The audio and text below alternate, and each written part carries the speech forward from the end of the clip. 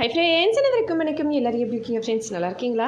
குழந்தைங்களுக்கு வெறும் பால் கெடுக்கிறத விட ஒரு பேரிச்சம்பழம் சேர்த்து கொதிக்க வச்சு அதுக்கப்புறம் வேண்டான்னா கூட எடுத்துடலாம். ஆனால் பேரிச்சம்பழம் சேர்த்து கொதிக்க வச்சு கொடுங்க. சாப்பிட்ற மாதிரி இருந்தால் அப்படியே கொடுங்க. இதனால் குழந்தைங்க ஹெல்த்தியான வெயிட் கெயின் பண்ணுவாங்க.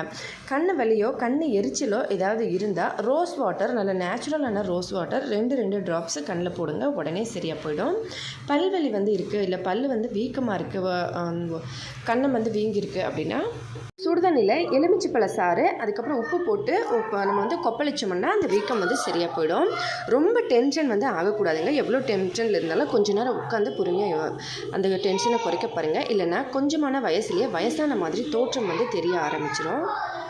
நெஞ்சு சளி அதிகமாக இருக்குன்னா வெறும் வெந்தயம் ஒரு 1/2 ஸ்பூன் போல் மென்று சாப்பிடுங்க, தண்ணி குடிச்சிருங்க. இதனால் நெஞ்சு சளி இருந்தால் உடனே வெளியேறிடும். வீடியோ பிடிச்சிருந்தால் லைக் பண்ணி ஷேர் பண்ணி சப்ஸ்கிரைப் பண்ணுங்கள். அடுத்த வீடியோவில் பார்க்கலாம் ஃப்ரெண்ட்ஸ். நன்றி, வணக்கம்.